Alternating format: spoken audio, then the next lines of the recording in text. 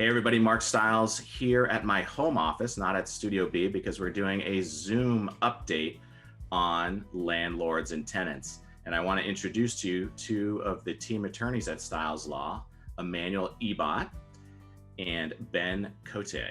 And what we're going to talk about is the updates in the world of landlord and tenant law in Massachusetts. So let me first start with Emmanuel. Emmanuel, we spoke briefly a few months ago about the governor's moratorium in Massachusetts, whereby no evictions could be conducted unless there were certain very specific, essential reasons. Where are we today? Yes, Mark. Hi, everyone.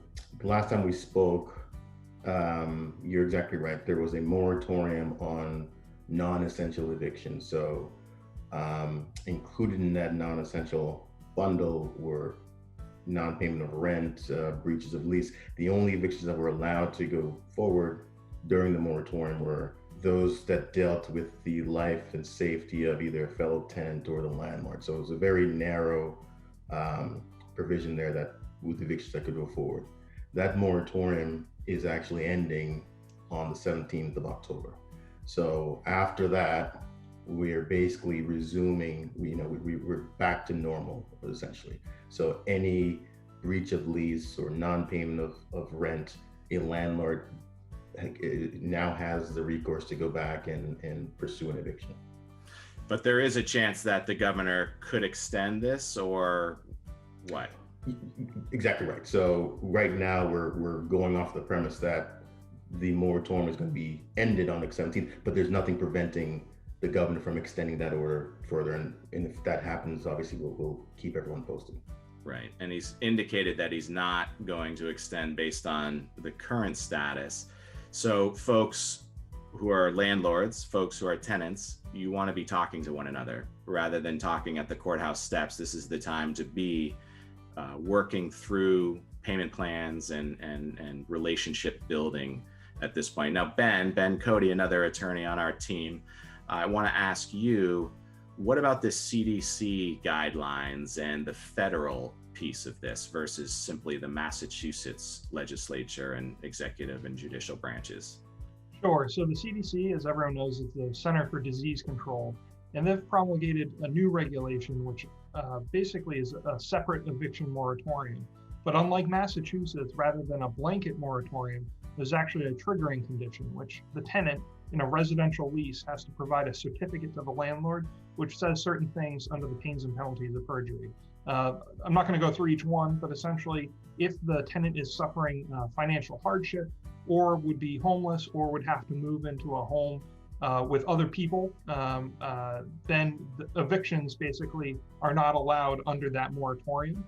The theory being that by displacing people from their home, making them homeless or having them move in with other people, it makes social distancing harder, which spreads the disease. So the CDC has put that out through the end of the year, December 31st. It's unclear if it's going to end then or if it'll be extended like the Massachusetts moratorium was as well. Well, let's go back to Constitution law and Western civics lesson. Does that mean that we can't evict in Massachusetts? No. So there's two things to keep in mind. Number one, this only applies to residential evictions. Unlike the Massachusetts moratorium, which covered all non-essential evictions for small businesses and residential, CDC is only talking about residential evictions. The other thing to keep in mind is if that certificate isn't given to the landlord, there's nothing that would stop a summary process case from going forward. This is only if the tenant provides that certificate to the landlord. And even then, there's some question in some circles, especially in some of the cases that have gone forward in federal court, as to whether the CDC moratorium is constitutional at all. And there is a chance that it'll be struck down and evictions will be able to go forward as they normally would. So come October 19th, a Monday, if a landlord were to start the process with a notice to quit, they wouldn't be in violation of the federal guidelines? Correct, unless they're provided with a certificate by the tenant, which the certificate was put out by the CDC. It's a form. And critics have said that it's subject to abuse. Tenants will just sign it in order to gum up the works. But it's important to keep in mind, and the CDC points this out in their regulations, that falsifying this document would constitute fraud and or perjury. So there is a penalty if somebody does misrepresent their condition on that certificate. Great.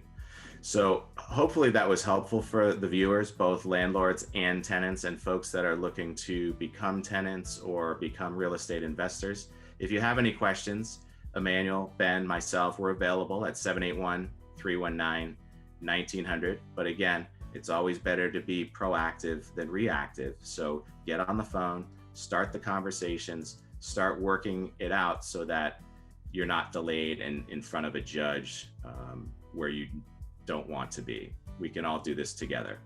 Folks, thank you. Don't forget to subscribe to our YouTube channel right here at Stiles Law, as well as share this with everyone and anyone.